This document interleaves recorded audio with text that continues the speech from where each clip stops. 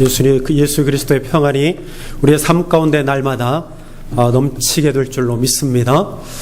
항상 예수 그리스도를 바라보고 나아가는 저와 여러분들이 되기를 바랍니다. 성경에는 백부장에 대한 몇몇 이야기가 나옵니다. 오늘 우리가 읽은 본문에 등장하는 가버나움의 백부장, 예수님을 십자가에 처형할 때 책임을 졌던 백부장이 또 나오고요. 사도행전에 보면 가이사랴의 백부장 고넬료를 우리가 잘 압니다. 또 예루살렘에서 바울이 고문을 당할 위기에 처해졌을 때 그를 구해주었던 백부장이 또 있습니다. 그리고 바울이 로마로 호송될 때 풍랑을 만나서 이제 배가 파손하잖아요. 그래서 그때 관리들이 밑에 부하들이 죄수들을 다 죽이려 했을 때 그 죄수들을 살려준 백부장이 있습니다. 그 가운데서 바울이 살아나게 되었지요. 성경은 이렇게 백부장들을 많이 언급하고 있는데 백부장들을 긍정적으로 소개하고 있는 것을 볼 수 있습니다. 가버나움의 백부장 그리고 베드로를 초청했던 가이사랴의 백부장 고넬료 같은 사람들은 신앙을 가졌다고 볼 수 있습니다. 또한 신앙을 갖지 않았다 해도 예를 들어서 예수님이 십자가에서 달려 돌아가실 때 백부장이 한 이야기가 있어요. 이 자는 참으로 하나님의 아들이었도다, 그렇게 고백을 합니다. 그가 신앙을 가졌다고 확신할 수는 없지만 그러한 가운데서도 예수님을 정말 하나님의 아들이었도다, 그 상황에서 그렇게 고백을 하고 있는 것을 볼 수 있습니다. 이렇게 백부장들을 통해서 성경이 역사적 사실이었다라고 하는 사실을 객관적으로 증언하고 있는 것을 볼 수 있습니다. 그래서 성경을 보다 보면 재미있죠. 우리가 성경을 읽으면서 이 백부장, 그냥 넘길 수 있는 이 백부장인데, 이 백부장이라고 하는 인물을 통해서 성경의 기사들은, 성경 기자들은요, 이 성경의 내용들이 역사적 사실이라고 하는 사실을 전하려고 했다는 것이죠. 그래서 요소요소에 그냥 넘어갈 수 있는 이러한 아무것도 아닐 것 같은 백부장들을 들어서 역사적 사실이다, 성경 기록들은 그냥 허상이 아니고 진짜 일어난 일이다 라는 것을 전해주고 있는 것을 볼 수 있습니다. 아무튼 오늘 본문에 등장하는 이 가버나움에 있는 백부장, 이 사람은요 이방인 군인이었음에도 불구하고 유대인을 사랑하고 그 선한 일을 베풀면서 경건하게 살았어요. 그래서 그 일들로 인하여서 예수님께 칭찬을 들었던 모습을 우리는 보게 되어집니다.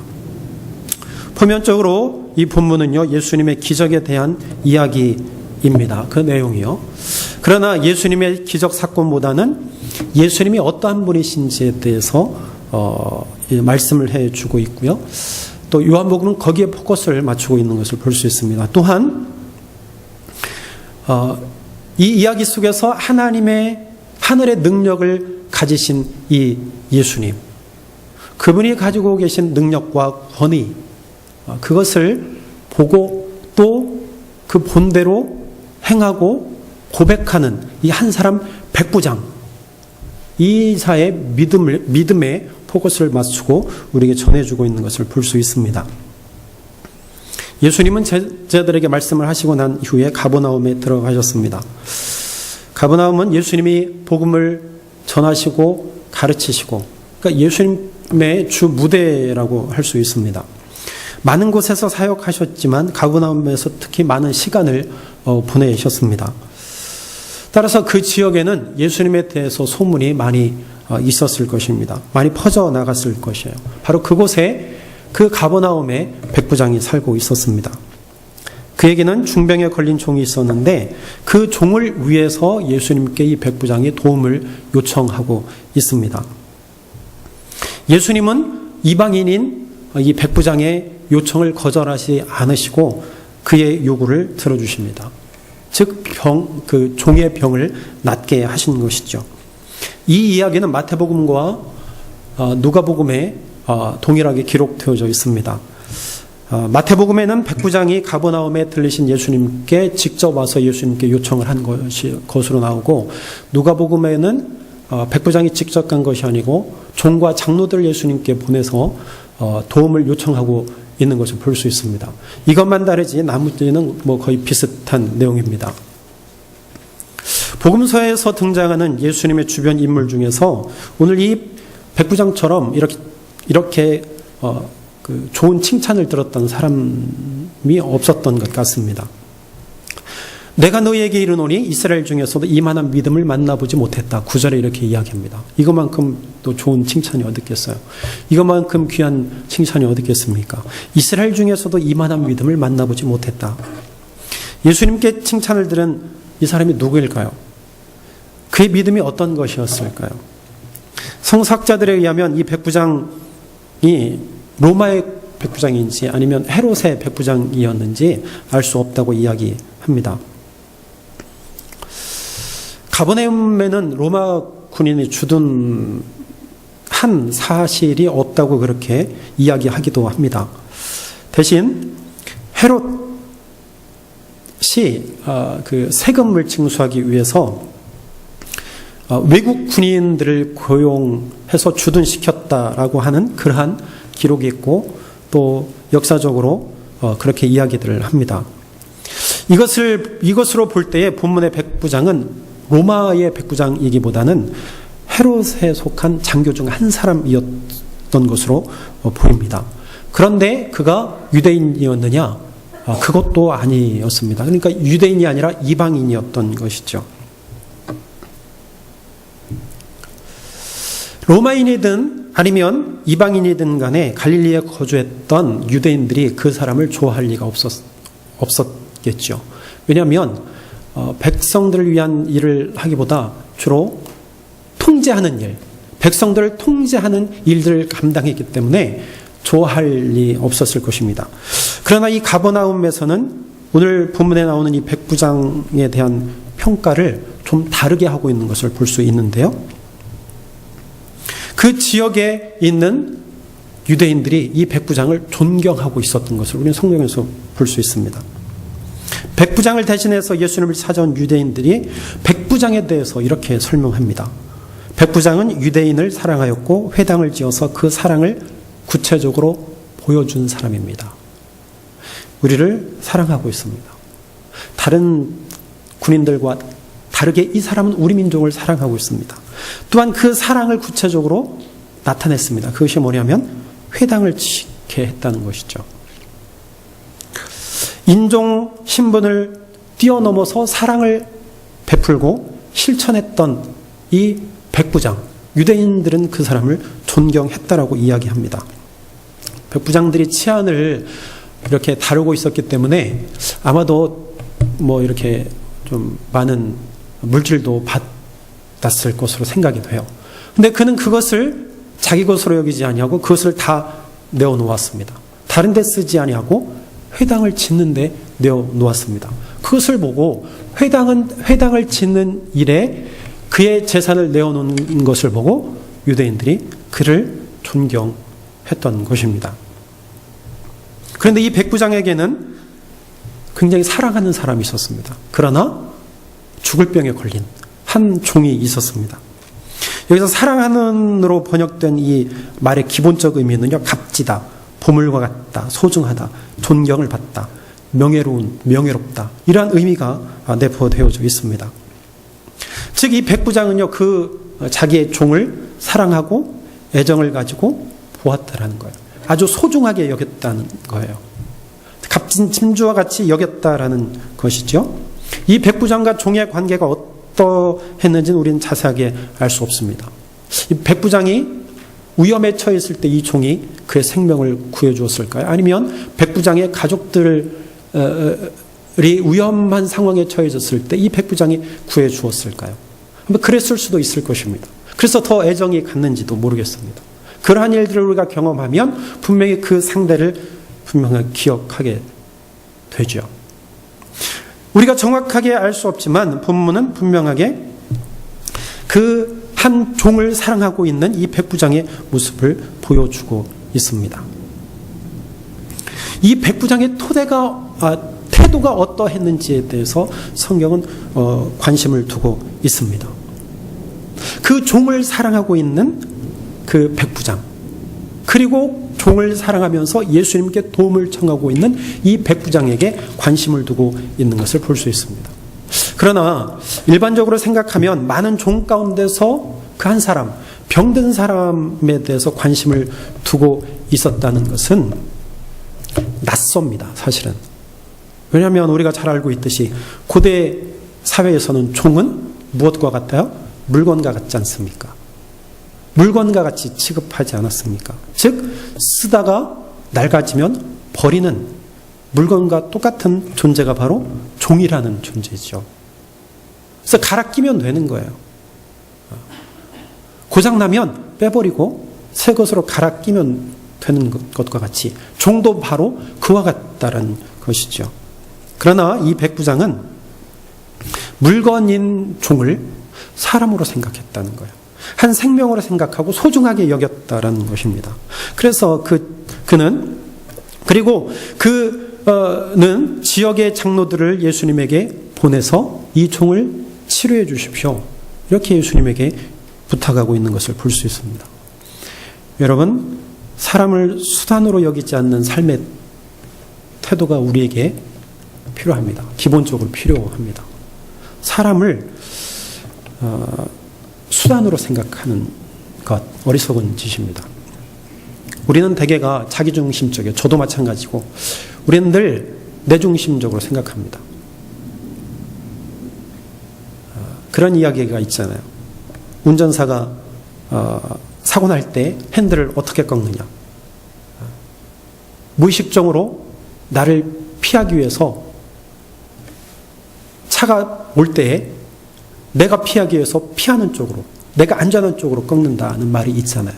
그만큼 우리는 자기 중심적으로 생각합니다. 그래서 다른 사람을 수단으로 여기지 않는다는 이 말이 쉽지 않다는 거예요. 이 말을 더 구체적으로 말하면 내가 생존해 가는 데 있어서 다른 사람을 생각할 때 그것을 극복해야 되는 상대로 생각한다는 거예요. 더 구체적으로 말하면 나는 다른 사람들과 늘 경쟁해야 한다는 거예요. 이 시대가 그렇다는 거예요. 즉 다른 사람하고 경쟁해서 내가 이겨야 내가 살아가는 시대라는 거예요. 그렇잖아요. 우리는 선뜻 내 자리를 다른 사람에게 내어주는 것을 쉽게 선택하지 못합니다. 내가 다른 사람보다 좀 잘나기를 원하고 있고, 다른 사람보다 더 성공하기를 원하고 있고, 다른 사람보다 더 내가 공부 잘하기를, 더 잘생기기를, 더 예뻐지기를, 더 몸매가 좋아지기를, 더 돈을 많이 벌기를, 더 성공하기를 바랍니다. 그것이 어떻게 보면 우리의 속성이죠. 우리 인간의 마음입니다. 굉장히 어려워요. 필요해서 얻었다가 필요해서 버리는 그런 존재로 생각할 때가 많이 있습니다. 자기 필요한 것만 다 뽑아내고 한순간에 얼굴에 철면피를 까는, 어찌 보면 또 우리의 속성이기도 하지만 이 시대가 인간을 그렇게 만들고 있는지도 모르겠습니다. 그만큼 우리 사회가 각박하다는 이야기겠지요. 우리가 모르는 사이에 그렇게 각박해져 가는 겁니다. 우리는 그곳에 또 적응해 있어요. 어느 순간에. 아무렇지도 않게 적응되어져 가는 것을 우리가 보게 되어집니다. 그래서 가만히 곰곰이 생각할 때 깜짝 놀랄 때가 있지 않습니까? 나도 모르게 똑같이 되어져 가고 있어요. 여러분, 지난 5월 9일 날 새 대통령이 한국에 당선이 되었습니다. 며칠 동안 파격 행보다 아주 언론들이 난리입니다. 파격 행보가 맞나요? 물론 그럴 수도 있습니다. 왜 사람들이 파격 행보라고 그럴까요? 제가 볼 때는 이것은 파격이 아니고 보통이라고 생각합니다. 이전 정권이 워낙 못해서 파격처럼 보일 뿐이에요. 너무나 상식 바뀌었기 때문에 그런 것이 아닐까요? 이전 정권이 실패한 이유가 어디에 있냐면 많은 요소가 있겠지만 국민으로 보지 않은 데 있습니다. 비선실세 최모 씨는요, 자기 딸은 보이는데 국민이 안 보여요. 자기 딸이 잘 되게 하기 위해서 그 자리에 앉히려고 노력하는 그 과정 속에서 다른 사람은 보이지 않는 것이죠. 정당한 방법이 아닌 비정상적인 방법으로 하려다 보니까 다른 학생들은 보이지 않는 거예요. 지금 멀리 외국에 나가 있는 그 당사자도 자기 아들은 보이는데 국민이 보이지 않는 거예요. 내 아들하고 같이 살 수 없게 하기 때문에 나는 귀국할 수 없다라는 이야기를 한다고 하는데, 정말 그게 자기 아들이 소중하면 국민들도 소중하고 다른 사람도 소중한 것이죠. 정말 자기 아들이 귀하고 소중하게 여긴다고 생각하면 빨리 귀국을 해서 모든 일들이 잘했는지 못했는지 밝히는 것이 순서이겠죠. 그러나 여전히 그들은 너무나 자기중심적으로 생각한다는 거예요. 다른 생명을 보지 않아요. 다른 사람을 보지 않는다는 것입니다. 여러분, 이러한 것들이요, 이전 정권의 가장 큰 실패의 요인이라고 저는 생각합니다. 세월호 문제만 보아도 그렇습니다. 다시 재조사를 한다고 그러는데 정치적 보복이라고 하는데요, 저는 절대로 정치적 보복이라고 생각하지 않습니다. 그래서 끝나지 않은 거예요, 이 사건은. 여전히 진행 중에 있습니다. 왜 그런 줄 아세요? 그것을 정치적으로 이용했기 때문입니다. 서로. 어제 우리가 맥가복에서 졸업식을 보았어요. 거기 앉아있는 인원이 한 400명 정도 된다 그러는데요. 거기서 300명을 딱 떼서 다른 데로 옮겨놓았다고 생각을 해보세요. 이 300석의 자리가 다 비어있다고 생각을 해보세요.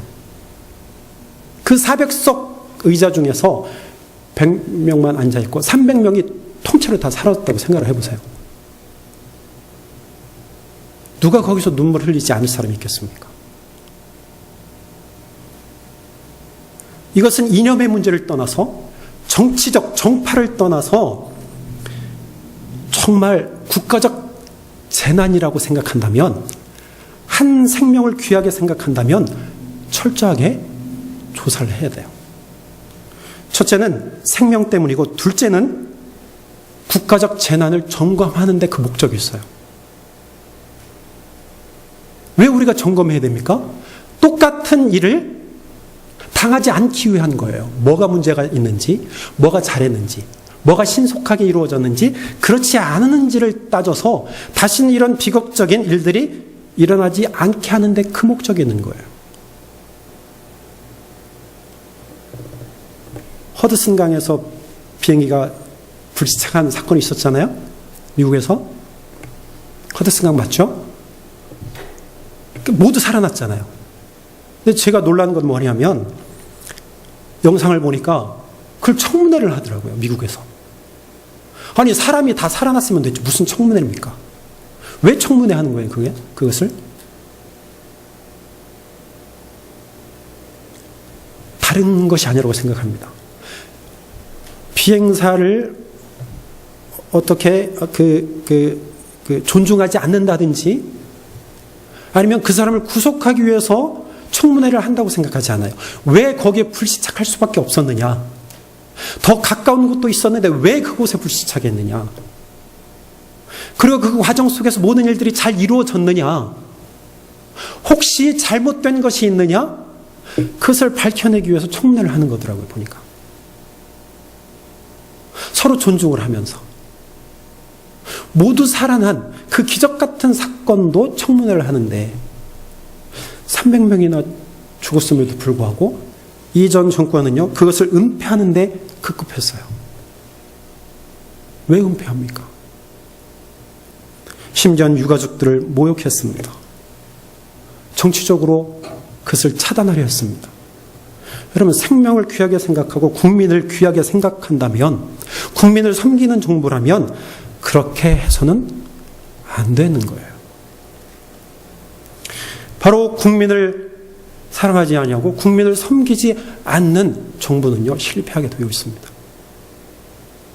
아무리 새 정권이라고 해서 이렇게 파격 행보다 하지만 끝까지 가는 게 중요해요. 끝까지 국민을 섬기는 모습이 필요하다라는 것이죠.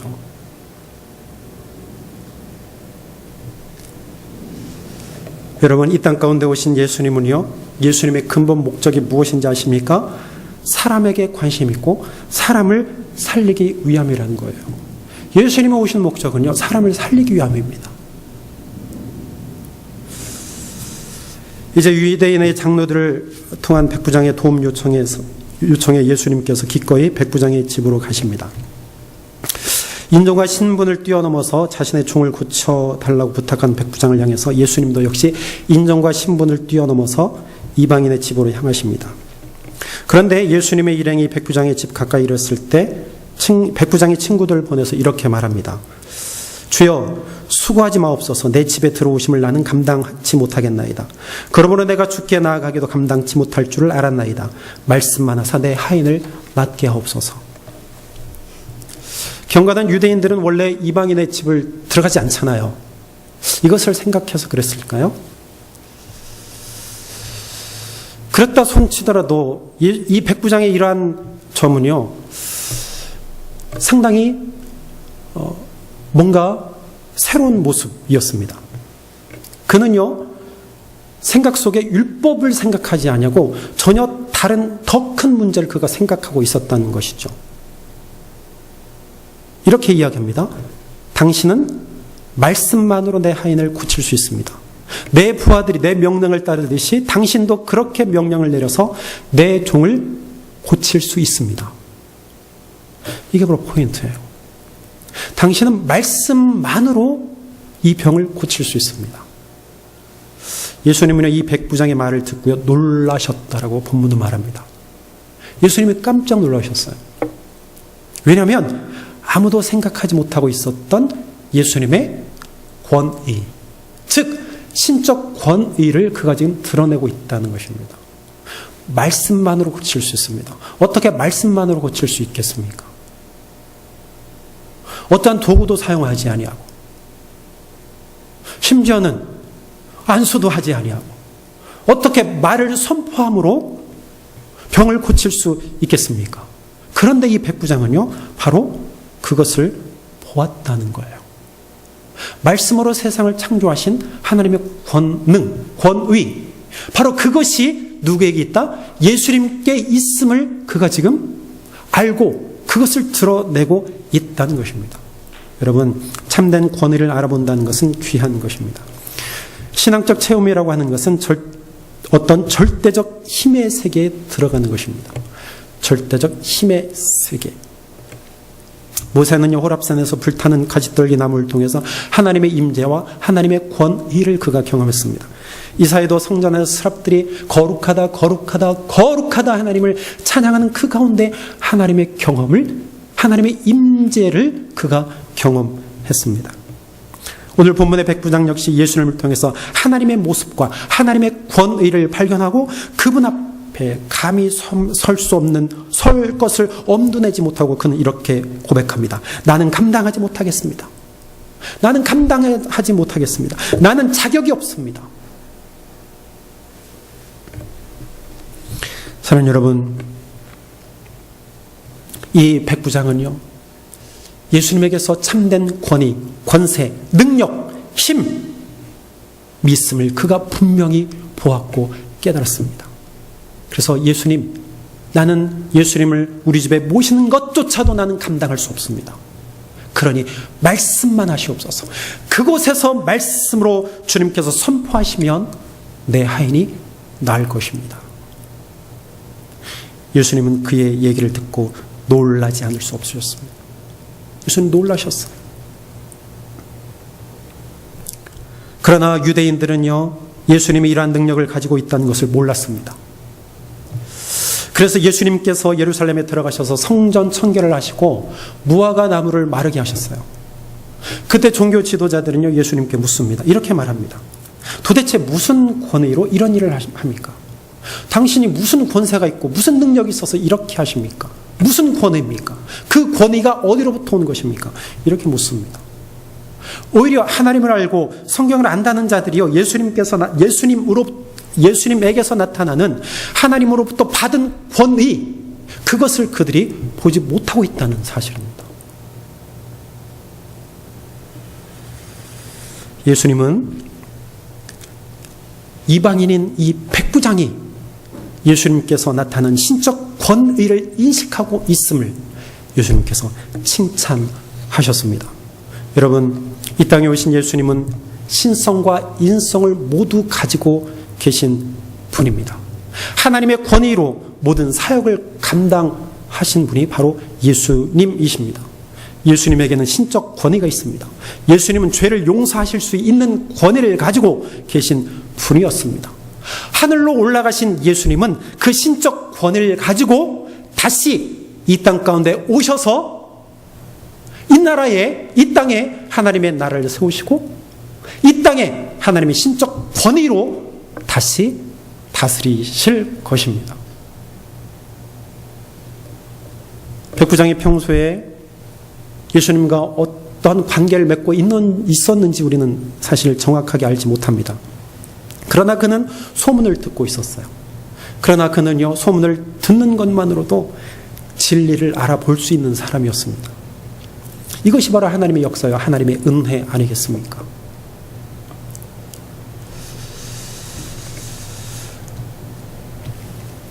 이 백부장은요, 자기를 낮출 줄 아는 자였습니다.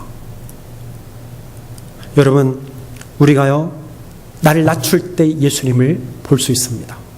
내가 낮아질 때 예수님의 신적 권위를 내가 볼 수 있습니다. 여러분, 베드로가 예수님의 말씀에 따라서 그물을 배 오른편에 던져서 많은 물고기를 잡았잖아요. 그때 베드로가 이렇게 고백합니다. 주여, 나를 떠나십시오. 나는 죄인입니다. 즉 베드로는요, 그 예수님에게서 나타난 신성을 발견했습니다. 나는 죄인입니다. 오 예수님, 당신이 하나님의 아들이시군요. 권위를 가지고 계신 분이군요. 나는 죄인이라서 예수님 가까이 갈 수 없습니다. 나를 떠나십시오. 여러분, 나를 낮출 때, 내가 죄인임을 고백할 때 예수를 만날 수 있고 예수님 앞에 가까이 나아갈 수 있습니다. 세례 요한은 이렇게 고백하죠. 나는 예수님의 신발끈을 푸는 것조차도 감당할 수 없는 사람입니다. 우리는 절대자 앞에서 우리는 두려워서 아무 말도 할 수 없는 존재, 즉 우리는 하나님 앞에 죄인입니다. 이렇게 죄인임을 고백하지 않으면 예수님을 만날 수 없습니다. 여러분, 자기를 낮출 때 사랑할 수 있습니다. 자기를 낮출 때 다른 사람을 존중할 수 있습니다.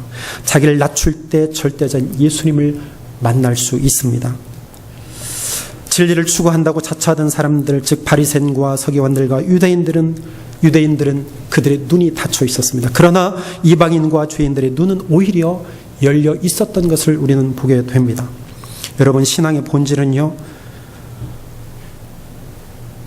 절대적인 세계에 들어가는 체험이 있는가 없는가에 달려 있습니다. 신앙의 본질, 그 절대 세계에 들어가느냐 그렇지 않느냐, 그 절대 세계를 체험하느냐 그렇지 않느냐. 조금 더 구체적으로 말하면 예수님에게서, 즉 예수님을 통해서 그 절대적인 세계가 보이느냐, 예수님을 통해서 절대적 생명의 세계가 보이느냐. 절대적 생명의 세계를 보는 사람은요, 자기를 낮출 줄 압니다. 사랑하는 여러분, 혹시 바리새인들처럼 어떤 종교적 형식과 율법과 윤리적인 것이 절대적인 것으로 생각하고 있지는 않습니까? 현실 세계에서 말하는 권세와 돈과 지식들이 절대적인 것이라고 생각하고 있는 것은 아닙니까? 백부장처럼 평소에 절대적인 세계를 의식하고 살아가고 계십니까? 예수님을 통해서 절대적 세계를 보고 계십니까? 예수님에게 진정한 신적 권위가 있음을 발견하고 예수님 앞에서 자기를 낮춘 백부장의 믿음을 예수님께서 칭찬하셨습니다. 예수님의 참된 권위와 능력을 믿는 성도가 되시길 바랍니다. 예수님을 통해서 절대적 세계 안으로 들어가는 저와 여러분들이 되기를 바랍니다. 이 백부장이 본 것은 그 세계를 보았다는 것이죠. 예수님을 통해서 그 절대 세계, 그 세계는 하나님의 나라요, 천국이요, 영원한 왕이신 예수님이 지배하신 그 세계입니다. 사랑하는 여러분, 그 세계 안으로 들어가는 저 여러분들이 되기를 바랍니다. 여기서 그 세계를 보지 않으면 절대로 들어갈 수 없는 나라가 그 나라예요. 그 나라는 영원한 생명의 나라입니다. 이미 그 나라를 우리에게 보여주셨는데 무엇을 통해서 보여주셨냐면 예수님의 죽음과 부활을 통해서 우리에게 보여주셨습니다. 이것은 역사적 사실입니다. 우리가 만약에 예수 그리스도의 죽음과 부활을 믿는다면 우리는 그 세계를 보고 가는 자들입니다. 이 세상에는 절대적 세상이 될 수 없습니다. 절대적 세계로 만드는 요소도 없습니다. 다 없어질 것들이에요. 다 사라질 것들입니다. 그러나 하나님의 나라는 그렇지 않습니다. 예수 그리스도의 부활 생명으로 사는 자는 그 나라에 들어가서 영원히 삽니다. 우리를 영원히 살게 하는 나라입니다. 그게 절대적 세계예요. 사랑하는 여러분, 날마다 부활 생명으로 새로운 삶을 살아가시기를 주의 이름으로 축원합니다. 기도하겠습니다. 하나님, 예수님에게 참된